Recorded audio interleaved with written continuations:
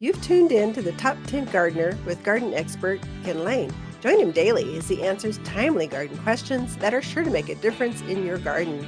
Now, welcome your host, Ken Lain.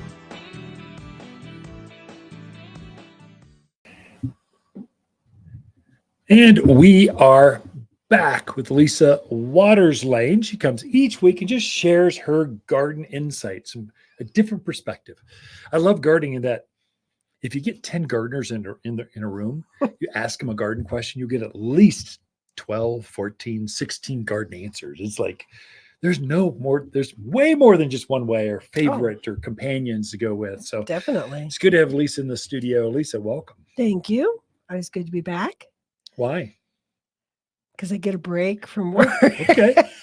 Yeah, I get to spend time with a very handsome man. He's so smart and brilliant, and he's given me 4 children, and I'm hoping for 5. 4 grandchildren. No. Unless it's a dog or a cat, you ain't getting it. Plenty of those too.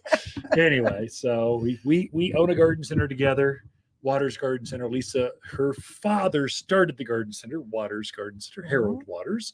So she is a Waters. Harold had 4 very pretty daughters. I took a liking to the youngest, and I think the most vibrant of all. Smartest, definitely. Smartest, I think prettiest, no, and smartest. Just kidding. No, I'm not. It's very serious. I am, but I don't think my sisters listen to the show, so we're fine. Even if they do, it doesn't matter. I didn't marry them. They aren't working in the garden center. Nope. They're over in Portugal right now, or wherever they're at. Okay. All right. So enough of that silliness. So yeah, spring is springing. It's definitely been beautiful weather. Looking at some of the fruit trees, some of those early blooming guys are kind of really setting their buds. It's March. So it's time. Yeah. Wow. I can't believe it's March already. After that last snowstorm, I went, that is it. I'm tired of winter. I'm sick of this. And then it turned to spring and I went, I'm happy now. It's sunnier, brighter, better. It is. The plants are happier. They said the same thing. Right. Yeah, the soil temps are starting to warm up. They're going, yay. So I brought in a couple of just early spring flowers, some of my favorites. The first one, the listeners can't actually see that. The podcast folks about can. It. So this is the Champagne Bubbles Poppy. So the thing I love about this poppy is the flowers are probably 5 inches across. Picture. Oh my gosh, it's crazy. And most of them are mixed, so you're going to get pinks and yellows and oranges and whites in the same plant, and it screams spring. It really does. It is just a really bright addition. Great in a container by a front door. Just screaming hello, likes the full sun on it, especially this time of year. Just so pretty. I think poppies, for those folks that are just listening, not watching. So the Apple folks, thank you very much. Spotify folks, hey, we love you guys. Thanks for tuning in the podcast. The radio folks, poppies are like California poppies, the orange one. It is a cousin of that, only it's on steroids. So it's got the same exact foliage as a California poppy, but the flowers elongate 5 times the height. So it's standing 18 inches above. And then the flowers are, instead of an orange, silver dollar size, this is baseball size, bright pink. But it's got the same poppy flower. It's got a nice eye in the middle. It's got a yellow ring, then bright colors. Pollinator, bees love them. Mm-hmm. Poppies are very good at bright days, cold nights. They're not going to be affected by snow and frost. You have to cover them. They're happy with that. Yeah. And then you'll see, look at all those buds underneath. So it's got 2 flowers on top that are the size of baseballs. And it's got 2, 4, 6, 7 additional buds sitting there waiting to open. So when this flower gets done, you cut it back as close to the foliage as you can. And the next flower buds take over. It'll bloom like this all winter. It's crazy. Yeah, all spring. Right. Long time. So it's a great one. So the other one that I think always kind of announces spring and is a great plant for here to go through all season is the snapdragon. It's a nice statement plant because they get tall. So they're usually 12 to 18 inches tall. They come in an assortment of colors from magenta, pink, yellow, white. And it is great because it's animal resistant. So if you can't put your pansies out in the kale because of the javelina, you can put out the snapdragons and enjoy those. So this one is the magenta one. I don't smell that.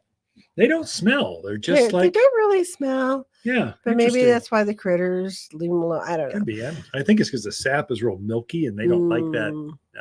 The sap, they taste bad to them. Okay. So they're pretty to look at, but bad to eat. So just something to think about if you've got the critters, but you still want some bright color out there. Snapdragons are perfect for that. I think every garden should have snapdragons, because snapdragons, we sell them as an annual flower. That is, they're going to live for a year, bloom, and then. But they think they're a perennial. They come back year after year. They seed. They spread throughout the yard. They're just happy, cheery. Spring and fall is when they really shine. Summer, they take a little break and they're just green. And in winter, they take a little break and they're just green with some spent flower heads. But they're good flower for here. They do drop now's the time. Yeah. Oh, definitely. Now's the time to be getting them in. And so I just wanted to show those. These on camera. These are companion plants. They go together. Poppies and snapdragons, they go together. Definitely. So we also have some other plants coming in that are people always ask me for. Well, they're showing up this week. Gardenias. So we're getting the sweet tea gardenia, which is more the traditional one, has that double flower to it. It's a rebloomer, so it's going to bloom throughout the season. So we're getting those in, and then we're also getting the sweet star, which is more of a single flower, simple flower to it. Classic. Oh, yeah. Pretty. And just as fragrant as the double. It really, really is. We had that one for years, and I loved it. They both just smell wonderful. And the sweet star, actually puts on like a little berry more towards the end of the season. So you kind of get a little more seasonality out of it with the flowers in the summer and the little orange berry in the fall. Folks are tricked. They don't think we can grow gardenias, especially you Southern folks. You think you're so special. I'm from Mississippi. I'm from Alabama.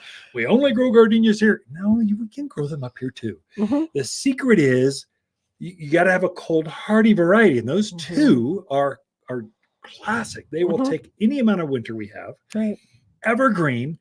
White flower, the flowers are a touch smaller than, let's say, the tropical variety, but more flowers, almost I think more fragrant because the amount of flowers, and the repeat bloomers. They bloom over and over throughout the season. Great in a container on your patios, your decks, where you're going to entertain and just sip a glass of wine while watching the sunsets, sipping coffee in the morning, watching hummingbirds and your gardenias. That's where you want those. So great plant for here. In more of a shaded areas, they need some protection. They can take more sun than you think. It's an amazing amount of sun, but at midday, it just I find it'll take the sun, but it doesn't bloom as well. In a east or west facing, blooms like crazy. Yeah, definitely. Okay. So another plant that we're getting in is the first time we've had this one. I mean, it's a lilac. Not the first time we've had lilacs, but this one is called virtual violet. Ooh, sounds purpley. It does. Violet-y. So what makes this one a little different glows in the dark. How'd you know?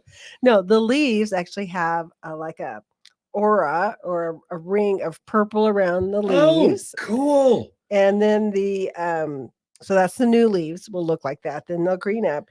And they also have deep purple stems. Oh, neat. Wow. And then you have the purple or violet flower on there. So I'm really excited about that. To have something different in the leaf color, and I love that they're bringing something new out in that. It's going to be one of the bigger ones, kind of your 6x6 ones out there. Yeah. But what a fun one to try. I think that. And snag one for us before all the listeners grab them, would you? Just kind of, because, we'll get 20 of them in and they're gone in a Saturday. So because they're so new and different, grab one and we'll decide whether to plant it or what to swap out later.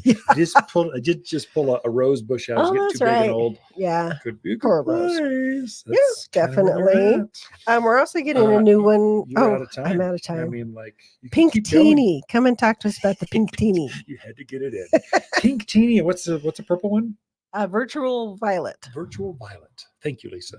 Ken and Lisa Lain, the mountain gardeners throughout the week. We love talking lilacs, gardenias, snapdragons, and poppies. here at Waters Garden Center.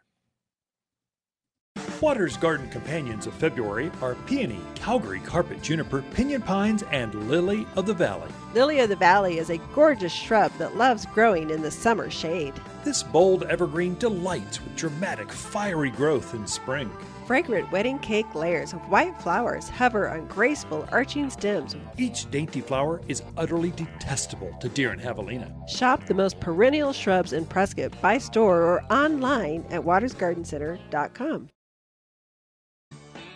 You're listening to garden expert Ken Lain, owner of Waters Garden Center in Prescott. Look for more tips, tricks, and garden shortcuts through Ken's website. Additional shows of this podcast, read his weekly garden column, or follow him on Facebook, Instagram at watersgardencenter.com. That's Waters with 2 T's, gardencenter.com.